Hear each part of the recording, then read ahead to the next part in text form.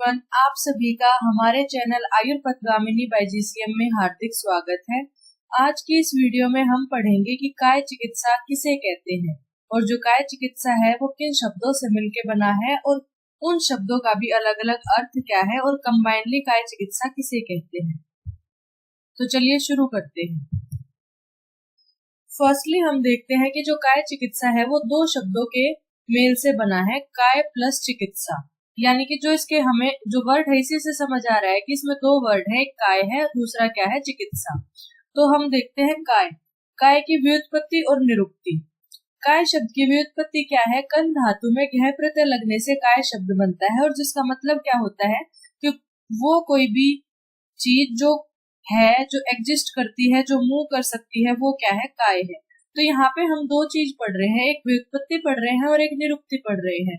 तो इन दोनों में डिफरेंस क्या होता है वो हमें पता होना चाहिए। जो निरुक्ति होती है वो होता है किसी भी शब्द का क्रमिक इतिहास, और व्युत्पत्ति यहाँ पे जैसे धातु है, इस धातु में ये प्रत्यय लगने से बनता है, तो ये यहाँ पे व्युत्पत्ति है काय शब्द की कि कन धातु में घ प्रत्यय लगने से काय शब्द बना, ये इसकी व्युत्पत्ति है। लेकिन जो निरुक्ति है वो क्या है? चीयते अन आदिर भी इति काय, यानी कि अन आदि से जिसका चय हो, यानी कि जिसका पोषण होता है उसको काय कहते हैं। तो हमने यहाँ पे काय शब्द की व्युत्पत्ति पढ़ी और काय शब्द की निरुक्ति पढ़ी। अब हम देखते हैं काय शब्द की परिभाषा। तो काय शब्द की परिभाषा है चीयते अन आदि भीर इति काय, यानी कि जिसका अन आदि से पोषण होता है उसको काय कहते हैं। शरीर, शरीर किसको कहते हैं? शीर्यते इति शरीरम, यानी कि जिसका प्रतिपल जो है वो शरण होता रहता है वो शरीर होता है। और देह का मतलब क्या है? देह उपचय वर्धने, यानी कि जिसका उपचय होके ओवरऑल वर्धन होता है वो क्या होती है? देह होती है। तो काय को यहाँ पे हम एनाबोलिज्म से कोरिलेट कर सकते हैं और शरीर को कैटाबोलिज्म से कोरिलेट कर सकते हैं, और जो देह है ओवरऑल मेटाबोलिज्म, जो कि एनाबोलिज्म प्लस कैटाबोलिज्म के बाद जो ओवरऑल मेटाबोलिज्म होता है वो किससे कोरिलेट कर सकते हैं? हम देह से कोरिलेट कर सकते हैं। नेक्स्ट है काय शब्द के पर्याय। तो काय शब्द के पर्याय क्या है? गात्रम, वपु, संहननम, शरीर, वृषम, विग्रह, कायो, देह, क्लीव, पुंसो, स्त्रिया, मूर्ति, तनु, स्तनु। अमरकोश का ये श्लोक है। तो इसमें क्या क्या पर्याय बताए गए हैं? क्लेवर, गात्र, वपु, संहनन, शरीर, वृषम, विग्रह, काय, देह, मूर्ति, तनु एंड तनु। अब यहाँ पे हम सब का अलग अलग अर्थ देखेंगे। काय, काय जो कि हम पहले भी पढ़ चुके हैं। काय किसको कहते हैं? चीयते अन्न आदि भी इति काय, यानी कि अन्न आदि से जिसका उपचय होता है, जिसका पोषण होता है उसको क्या कहते हैं? काय कहते हैं। देह भी हम पहले पढ़ चुके हैं। देह किसको कहते हैं? देह उपचय धीयते या देह उपचय वर्धने, यानी कि जिसका क्रम से संवर्धन होता है उसको क्या कहते हैं? देह कहते हैं। जैसे बालक शरीर है, फिर युवा होगा, तो ऐसे जब वो बढ़ा तो उसको क्या कहा? देह कहा। नेक्स्ट है शरीर। शरणाति शीर्यते वा, अर्थात जो क्षण प्रति क्षण क्षीण होता रहता है उसे शरीर कहते हैं। तो जैसे कि ह्यूमन बॉडी है उसमें भी कुछ सेल डिस्ट्रॉय होती रहती हैं, उससे इसको कोरिलेट किया गया है कि जो प्रतिपल जिसका क्षण होता रहता है, क्षीण जो होता रहता है उसको शरीर कहा गया है। नेक्स्ट है क्लेवर। क्लेवर किसको कहते हैं? शुक्र का जो सर्वश्रेष्ठ परिणाम होता है उसको क्लेवर कहते हैं। गात्र, गात्र यानी कि जो गमनशील है, परिवर्तनशील है, उसको गात्र कहा गया है। नेक्स्ट है वपु। वपु किसको कहते हैं? कि जो दूसरे जन्म में पहले जन्म में जो किए गए कर्म है उनका फल भोगता है, कि जो पूर्व जन्म में जो कर्म किए उसका फल भोगता है, वो इस जन्म में उसको कहते हैं वपु। तो ऐसा ही जो काफी सारी हम स्टोरीज पढ़ते हैं उसमें ये बताया जाता है कि जो ये ह्यूमन है उसके भी काफी जन्म होते हैं, तो और हम जो जिस जन्म में अब हैं तो पूर्व जन्म के कर्मों का जो फल है वो हम भोगते हैं। नेक्स्ट है संहनन, जिसमें पंच महाभूतों का समुचित संगठन हो। संहनन क्या होता है? कॉम्पैक्टनेस होती है। जैसे पंच महाभूतों का जो समुचित संगठन है वो क्या है? शरीर है। वृषम क्या है? वृष प्रजनन सामर्थ्य, यानी कि जिसमें प्रजनन का सामर्थ्य होता है उसको क्या कहते हैं? वृषम कहते हैं। मूर्ति किसको कहते हैं? जो आकृतिवान हो, जिसका कोई भी स्ट्रक्चर हो उसको मूर्ति कहते हैं। तनु जिसका विस्तार या प्रसारण हो, और तनु जिसका आकार में परिवर्तन हो। ये अलग अलग शब्दों के अर्थ दिए गए हैं, और अगर हम हर शब्द का अर्थ देखें तो इसको हम जो है काय से कोरिलेट कर सकते हैं, ह्यूमन बॉडी से भी कोरिलेट कर सकते हैं। नेक्स्ट है काय शब्द के भेद। तो काय के भेद तीन प्रकार से हो सकते हैं। मन यानी कि सतों के अनुसार भेद हो सकते हैं, सार के अनुसार भेद हो सकते हैं और प्रकृति के अनुसार भेद हो सकते हैं। तो सबसे पहले हम देखते हैं सत्व के अनुसार भेद। तो सत्व के अनुसार तीन टाइप के इसके भेद हैं। सबसे पहले है सात्विक, फिर है राजसिक, नेक्स्ट है तामसिक। सात्विक के 7 टाइप हैं, राजसिक के 6 टाइप हैं, तामसिक के 3 टाइप हैं।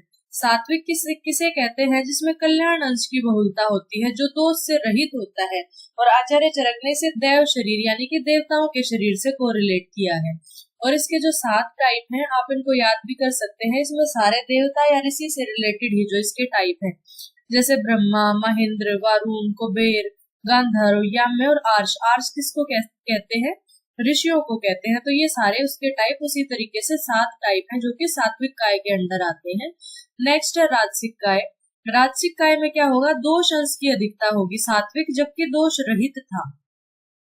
राजसिक में दोष अंश की अधिकता होगी, ये सह दोष होगा और मानव शरीर से कोरिलेट किया है आचार्य चरक ने। और इसके 6 टाइप क्या है? असुर, राक्षस, सर्प, शाकुन, पैशाच और प्रेत। तामसिक काय में क्या होगी? मोह अंश की अधिकता होती है, ये भी सह दोष है। अब दोष है या मोह है, दोनों दूषित तो होंगे, तो दोनों ही क्या है? सह दोष है। और ये किससे कोरिलेट किया है? पशु शरीर से कोरिलेट किया है। इसके टाइप कितने हैं? 3, पाशव, मत्स्य और वानस्पत्य। नेक्स्ट देखते हैं सार के अनुसार भेद। तो हम सबको पता है कि सार कितने होते हैं? 8 टाइप के सार होते हैं।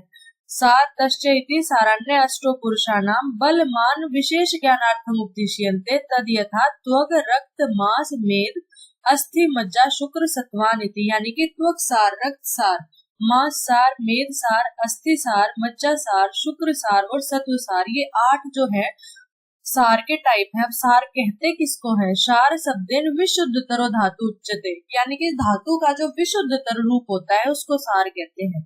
यह आचार्य चक्रपाणी ने एक्सप्लेनेशन दी है चरक विमान 8/102 श्लोक की। अब सार की क्या उपयोगिता होती है? सार से हमें क्या पता लगता है? सार, पहली बात तो सार क्या हुआ? विशुद्धतर धातु हुआ। अब जो सार है वो पुरुषों का बल, मान, विशेष ज्ञानार्थम उपदिश्यन्ते, यानी कि सार से जो पुरुष है उसका बल का विशेष ज्ञान होता है। अगर किसी में 8 सार है तो वो क्या होगा? बलवान होगा। किसी में 4 है, 5 है, 6 सार है तो वो क्या होगा? मध्यम बल वाला होगा। और किसी में 1 या 2 सार है तो वो क्या होगा? हीन बल वाला होगा। तो इससे जो सार है, सार से पुरुषों के बल का विशेष ज्ञान होता है। अब ये 8 सार हैं और ये इनके लक्षण दिए गए हैं। ये आप पहले फर्स्ट ईयर में, सेकंड ईयर में पहले भी पढ़ चुके हैं। तो त्वक सार में क्या होगा? तत्र स्निग्ध, सुलक्षण, मृदु, प्रसन्न, सूक्ष्म, अल्प, गंभीर, सुकुमार, लोमा। तो ये सारे जो लक्षण हैं, अलग अलग सार के अलग अलग लक्षण दिए गए हैं कि त्वक सार होगा तो उसमें त्वक कैसी होगी, और साथ ही सुख, सौभाग्य, ऐश्वर्य, उपभोग, बुद्धि वो उसमें ज्यादा होगी। ऐसे ही जो रक्त सार होगा उसके कर्ण, अक्षि, मुख, जिह्वा, ओष्ठ, पाणिपाद, तल, नख, ललाट, मेहन, स्निग्ध रक्त वर्ण के होंगे। मांस सार होगा तो क्या होगा? शंख, ललाट, कर्काटिका, अक्षि, गंड, धनु, ग्रीवा, स्कंद, उदर, कक्ष, वक्ष, पाणिपाद, संधिये, स्थिर, गुरु, ये मांस उपचित होगी। यानी कि यहाँ पे ये क्या होगा? गुरु होगा। मांस सार मस्कुलर होगा। तो अलग अलग सार के अलग अलग लक्षण दिए गए हैं और ये लक्षण हमें याद होने चाहिए। इन्हीं लक्षणों के बेस पे हम ये डिसाइड कर पाएंगे कि जो पुरुष है वो कौन से सार से है, कि इस पुरुष में कौन कौन से सार जो है वो प्रेजेंट है। उन्हीं सार के बेस पे हम जो है उसके बल का विशेष ज्ञान कर सकते हैं। नेक्स्ट है प्रकृति के अनुसार काय के भेद। प्रकृति के अनुसार काय के भेद क्या है? प्रकृति क्या है? वातज, पित्तज, कफज, द्वंदज। द्वंदज कितने हो जाएंगे? 3 टाइप की और सम प्रकृति। तो टोटल 7 टाइप यहाँ पे प्रकृति के अनुसार काय के हो सकते हैं। और मेनली हमें ये श्लोक याद रखने हैं कि जो वातिक, पैतिक और कफज, हम किसी भी पर्सन को देख के हम ये देख सकते हैं कि ये जो पर्सन है ये किस प्रकृति का है। ये वात प्रीडोमिनेंट है, पित्त प्रीडोमिनेंट है या कफ प्रीडोमिनेंट है। तो वातज वाले के क्या लक्षण होंगे? अल्प केशो, कृशो, रुक्षो, वाचाल चल मानस, आकाशचारी स्वपनेसु, वात प्रकृति को नर। यानी कि उसके जो हेयर हैं वो कम होंगे, कृश होगा, रुक्षता उसके शरीर में ज्यादा होगी, ज्यादा चलेगा, ज्यादा बोलेगा, ऐसा होगा। और आकाशचारी स्वपनेशु मतलब उसको स्वपन में क्या होगा? आकाश में खुद को उड़ता हुआ देखेगा। ऐसा पुरुष जो होगा वो कैसा होगा, वात प्रकृति का पुरुष होगा। वात वाले में ड्राइनेस ज्यादा होती है, उसको चीजें रिगेन भी जल्दी हो जाती है, लेकिन वो भूल भी जल्दी जाता है, जल्दी जल्दी चलेगा, जल्दी जल्दी काम करेगा। तो कॉमनली हमने देखा होगा जब हम आयुर्वेद पढ़ते हैं तो हम स्टूडेंट्स आपस में भी ऐसे बोलते हैं कि ये तो बिल्कुल वातज है। तो कैसा पुरुष होगा वातज, उसको हम कुछ हद तक देख के भी अंदाजा लगा सकते हैं। तो इस श्लोक के बेस पे हम देख सकते हैं। नेक्स्ट है पैतृक प्रकृति। अकाले फलिते व्यापतो धीमान श्वेदी चरोषणम स्वपनेशु ज्योतिषाम दृष्टवा पित्त प्रकृति को नर, यानी कि जिसके अकाल मतलब अभी काल नहीं आया है, वृद्धावस्था भी नहीं आई है, लेकिन उसके जो हेयर है वो क्या हो जाएंगे, सफेद हो जाएंगे। उसको क्या होगा, धीमान होगा, बुद्धिमान होगा, वो पसीना ज्यादा आएगा, गुस्सा ज्यादा आएगा। और स्वप्न में वो क्या देखेगा, ज्योतिषाम दृष्टवा, यानी कि उसको ज्योति दिखाई देगी, कोई भी लाइट दिखाई देगी उसको, या दीपक की ज्योति दिखाई देगी, कोई सनलाइट दिखाई देगी, या कोई प्रकाश दिखाई देगा स्वप्न में जिसको बार बार। तो वो किस प्रकृति का पुरुष होगा, पित्तज होगा। मोस्टली देखा जाता है जो गुस्सा ज्यादा करता है, या फिर धूप में जाते हैं जिसकी स्किन रेड कलर की हो जाती है, जिसको पिंपल्स बहुत जल्दी हो जाते हैं, तो वो पित्त प्रकृति के पुरुष होते हैं।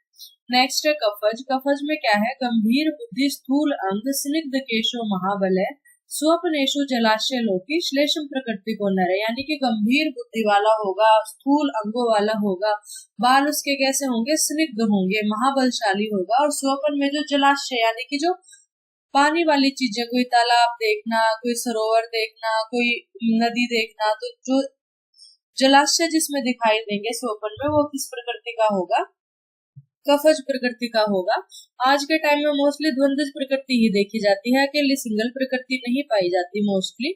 और सम प्रकृति का क्या होगा, सम गुण समुदितास्तु सम धात्व एवं प्रकृति परीक्षित, यानी कि जिसमें बिल्कुल सम धातु होंगी, सम गुण होंगे, तो वो कैसी प्रकृति होगी, सम प्रकृति होगी। नेक्स्ट है चिकित्सा। अब यहाँ तक हमने क्या किया, कवर किया, काय शब्द पढ़ा। हमने क्या पढ़ना शुरू किया है, काय चिकित्सा। काय चिकित्सा में दो शब्द हैं, फर्स्ट क्या है काय, सेकंड क्या है चिकित्सा। हमने काय शब्द पढ़ लिया, काय शब्द की निरुक्ति पढ़ी, व्युत्पत्ति पढ़ी, उसके पर्याय पढ़े और काय शब्द की परिभाषा पढ़ी, उसके भेद पढ़ लिए। अब हम चिकित्सा शब्द के बारे में ये सब चीजें पढ़ेंगे। तो चिकित्सा शब्द की व्युत्पत्ति क्या है, चिकित्सा शब्द कित रोग अपनयने धातु में सन प्रत्यय लगाने से सिद्ध हुआ है।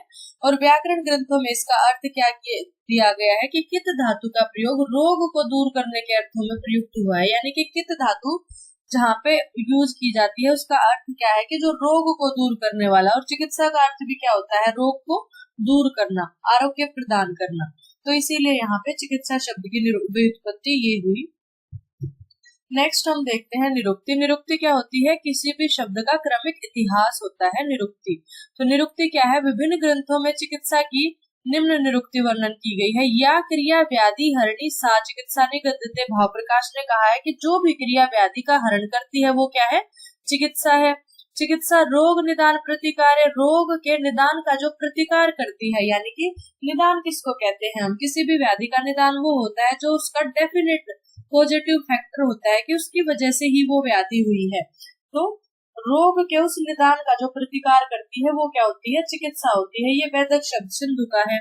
नेक्स्ट है चिकित्सा रुक प्रतिक्रिया रुज प्रतिक्रिया निरसनम, यानी कि कोई भी रुक किसको कहते हैं, पेन। पेन क्या है, व्याधि से ही रिलेटेड है। जो पेन होगा वो कब, जब किसी के भी शरीर में कोई व्याधि होती है तो शारीरिक पेन भी होता है और मानसिक, मन भी आदमी का दुखी होता है। तो उस रुझा के अगेंस्ट जो प्रतिक्रिया है, उस रुझा को दूर करने की जो क्रिया है वो क्या है, चिकित्सा है। चिकित्सा तत्प्रतिकार है। तो ये सब एक ही अर्थ शो कर रहे हैं कि जो व्याधि का हरण करता है या रोग का निदान का प्रतिकार करता है वो क्या है, चिकित्सा है। तो चिकित्सा की निरुक्ति ये सब बताई गई है अलग अलग ग्रंथों में। नेक्स्ट हम देखते हैं चिकित्सा की परिभाषा। चतुर्नाभिषक आदि नाम शस्ता नाम धातु वैकृते प्रवृत्ति धातु साम्य अर्था चिकित्सा इति अभिधीयते। ये श्लोक है चरक सूत्र 9 का। तो इसमें क्या कहा गया है कि चतुर्नाभिषक आदि नाम, भिषक द्रव्य, उपस्थाता और रोगी, जब ये चारों अवेलेबल होते हैं और धातु की विकृति किसी पुरुष में होती है तो जो प्रवृत्ति धातु की साम्य अवस्था को लाने के लिए की जाती है वो चिकित्सा होती है। यानी कि कोई भी प्रोसीजर, कोई भी मेडिसिन जब धातु विकृति की अवस्था को साम्य में लाने के लिए किया जाता है वो क्या होगी, चिकित्सा होगी। और वो कब होगी, जब चतुर्नाभिषक आदि नाम शस्ता नाम, यानी कि विषक, द्रव्य, उपस्थाता और रोगी, जब चारों की फुल अवेलेबिलिटी होगी और धातु व्यकृत है किसी पर्सन की, तो उसके धातु को साम्य में लाने के लिए जो भी प्रवृत्ति की जाती है वो क्या होगी? चिकित्सा होगी। नेक्स्ट है या भी क्रिया भी जायन्ते शरीरे धात्वे समा सा चिकित्सा विकाराणाम कर्म तद भिषजाम स्मृतम, यानी कि जो भी क्रिया शरीर की धातुओं को सम अवस्था में लाने के लिए की जाती है वो चिकित्सा कहलाती है विकारों की। नेक्स्ट है या क्रिया व्याधि हरणी सा चिकित्सा निगद्यते दोष धातु मलानाम व साम्यक रत्सैव रोगरत। ये भाव प्रकाश का श्लोक है कि दोष धातु मल जो है उनको जो साम्य अवस्था में लाने के लिए जो क्रिया की जाती है और जो व्याधि का हरण करने के लिए क्रिया की जाती है वो क्या होगी? चिकित्सा होगी। नेक्स्ट हम देखते हैं चिकित्सा के पर्याय। चरक चिकित्सा 1/3 जो श्लोक है, चिकित्सितम व्याधिहरम पथ्यम साधनम औषधम प्रायश्चितम प्रशमनम प्रकृति स्थापनम हितम, यानी कि ये इसके पर्याय दिए गए हैं। चिकित्सा जो है उसके काफी सारे पर्याय मिलते हैं, जैसे क्रिया, कर्म, जायु, व्याकरण, प्रतिक्रम, विषकर्म, वैद्यकर्म, विषकचित, प्रतिषेध, प्रशमन, प्रवृत्ति, शमन, प्रायश्चित, चिकित्सित, पथ्य, साधन। तो ये सारे पर्याय हैं। अब यहाँ पे हम कुछ शब्द जो है मेनली श्लोक के जो शब्द हैं उनकी हम व्याख्या पढ़ेंगे।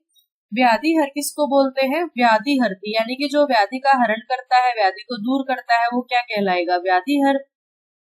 नेक्स्ट है पथ्य, पथि स्त्रोतांसी हितम। तो पथ्य, जो पथ्य है, पथि शब्द किसके लिए आया है? स्त्रोत्सों के लिए भी प्रयुक्त किया गया है। तो जो स्त्रोत्सों के लिए हितकर होता है उसको क्या कहते हैं? पथ्य कहते हैं। साधन, साधन क्या होता है? हेल्पिंग हैंड टाइप होता है। तो साध्यति स्वस्थाम यस्मात्, यानी कि जिससे हम स्वस्थता यानी कि आरोग्य प्राप्त करते हैं या आरोग्य प्रदान करवाते हैं पेशेंट को, वो साधन, वो हेल्पिंग हैंड क्या होगा? चिकित्सा होगी। नेक्स्ट है औषधम, औषधोरिदम, यानी कि जो औषध द्रव्यों का सम्मिश्रण है उसको चिकित्सा कहा गया है। प्रायश्चित, प्रायश्चित किसको कहते हैं? प्राय पापे भी जानिया चित्तम तस्य विशोधनम, यानी कि जो चित्त का विशोधन करना, जैसे किसी से कोई अगर किसी को लगता है कि उससे कोई पाप हुआ है और वो उसको एक्सेप्ट करता है और आगे ना करने की सोचता है, तो वो पर्सन या पेशेंट क्या हो जाता है? गिल्ट फ्री हो जाता है, उसके मन में बार बार वो चीजें नहीं चलती हैं। तो उसी तरह से प्रायश्चित है। तो ये क्या होगा? जब जो चित्त का जब विशोधन हो जाएगा प्रायश्चित करने से, तो चिकित्सा हो जाएगी। नेक्स्ट है प्रशमन, उदीर्यमान नाना विध व्याधि प्रशमनात्, यानी कि जो उदीर्यमान है मतलब अभी उदीर्ण होने वाले हैं, अलग अलग जो व्याधि हैं उनमें अलग अलग दोष जो प्रकोपित होने वाले हैं, तो उन रोगों को जो शांत करने वाला है वो क्या होगा? प्रशमन। प्रशमन क्या होता है?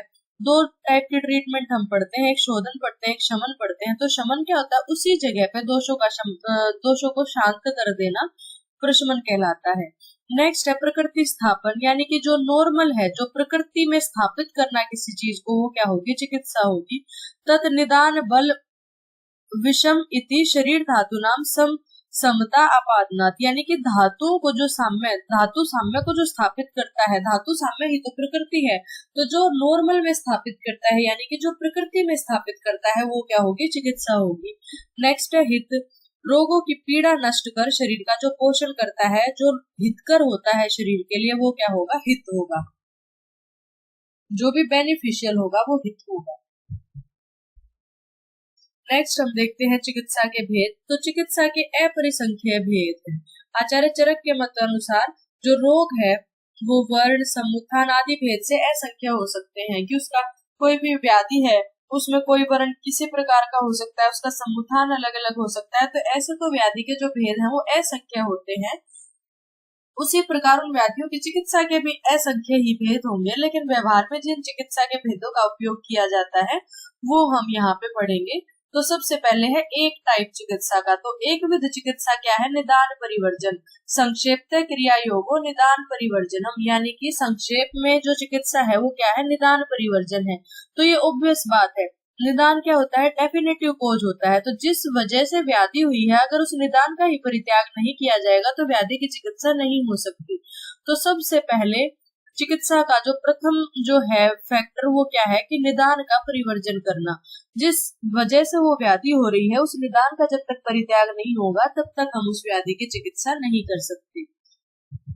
नेक्स्ट है द्विविध चिकित्सा। शीत उष्ण चिकित्सा है, संतर्पण और अपतर्पण चिकित्सा है। शीत उष्ण, अगर जो उष्ण कारण से हुई है तो उसमें शीत चिकित्सा का प्रयोग करेंगे हम, शीत कारणों से हुई है तो उष्ण चिकित्सा का प्रयोग करेंगे। संतर्पण कौन सी होती है? ब्रंगण चिकित्सा, कृश पुरुष में देंगे। अपतर्पण क्या होती है? लंघन चिकित्सा, जो कफ की प्रधानता होगी या स्थूल पुरुष होगा तब हम यूज करेंगे। नेक्स्ट है शोधन और शमन। शोधन क्या होता है कि शरीर से दोषों को बाहर निकालना, और शमन क्या होता है कि जो दोष जिस स्थान पर प्रकोपित है उसी स्थान पे उनको शांत कर देना। ऊर्जस्कर और रोगघन। रोगघन तो व्याधि के अपोजिट जो चिकित्सा होगी, और ऊर्जस्कर क्या होगी? जो स्वस्थ के जो ऊर्जस्कर भाव है, यानी कि जो स्वस्थ के उत्तम भाव है उनको बढ़ाने वाला, जैसे कि रसायनवाजीकरण। नेक्स्ट हमने रसायनवाजीकरण ही लिया है। उसके बाद है रोग प्रशमन और अपुनर्भव। तो यहाँ पे भी रोग प्रशमन क्या है? शमन जैसा है। और अपुनर्भव क्या है कि दोबारा जो व्याधि जिससे ना हो, और दोबारा व्याधि किससे नहीं होती? शोधन से नहीं होती। जब शोधन चिकित्सा कर देते हैं तो व्याधि जो है वो पुनः उत्पन्न नहीं होती। द्रव्यभूत और अद्रव्यभूत। द्रव्यभूत यानी कि द्रव्यों का या औषध का या मेडिकेशंस का यूज करके जो चिकित्सा की जाएगी, और अद्रव्यभूत जो बिना मेडिकेशन के, जैसे दैवव्यपाश्रय चिकित्सा जो है वो की जाती है। नेक्स्ट है त्रिविध चिकित्सा। त्रिविध चिकित्सा में युक्ति व्यापाश्रय, दैवव्यपाश्रय, सद्भावजय 3 टाइप है। युक्ति व्यापाश्रय जैसे कि हम औषध की युक्ति करते हैं कि किसी भी पेशेंट को युक्ति पूर्वक हम मेडिसिन देते हैं, या फिर हम उसको कोई भी प्रोसीजर कराते हैं, कुछ भी बताते हैं, एक वैद्य अपनी युक्ति लगा के जो चिकित्सा करता है। नेक्स्ट दैवव्यपाश्रय। जो दैवव्यपाश्रय में मोस्टली जो पूजा पाठ कराकर मंत्र बलि इत्यादि के द्वारा जो चिकित्सा की जाती है।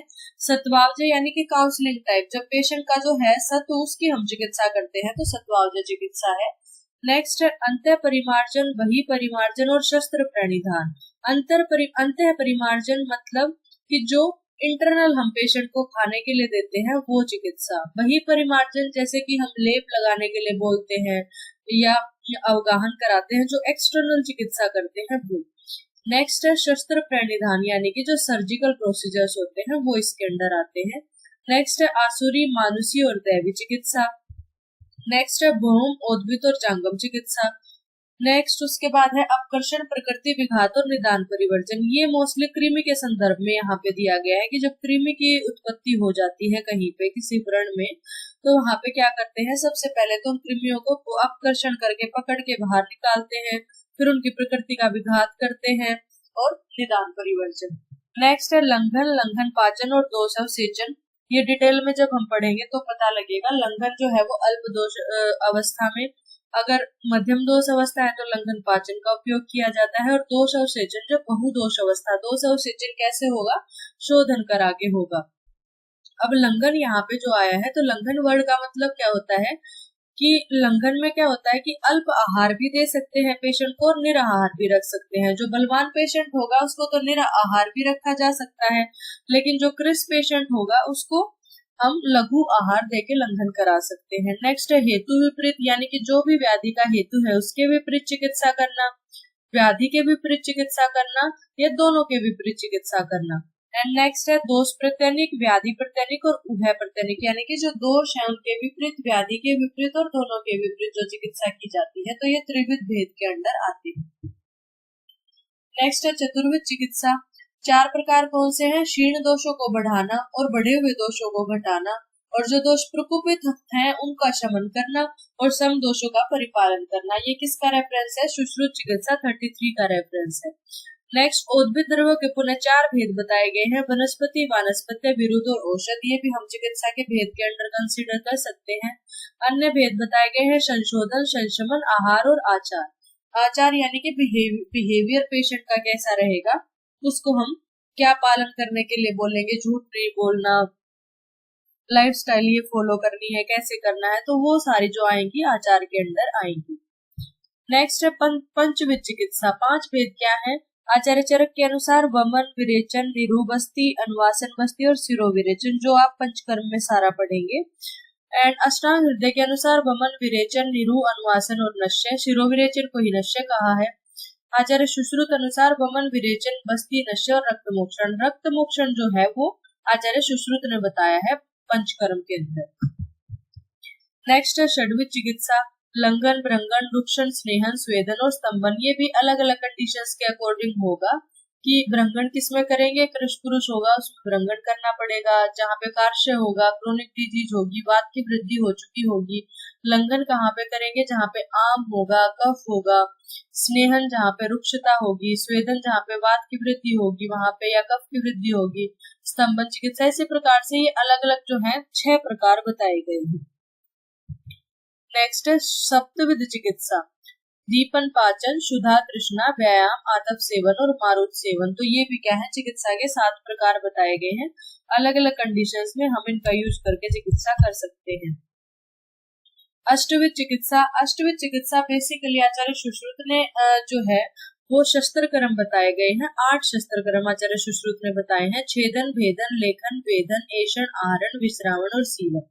ये सर्जिकल जो है, ये सर्जरी के पॉइंट ऑफ व्यू से ज्यादा इम्पोर्टेंट है कि जो भी व्रण होगा या कहीं पे भी जो व्रण है उसको हम किस किस तरीके से जो है, या ग्रंथि है उसको हम किस किस तरीके से जो है चिकित्सा कर सकते हैं। तो शस्त्र कर्म 8 बताए हैं।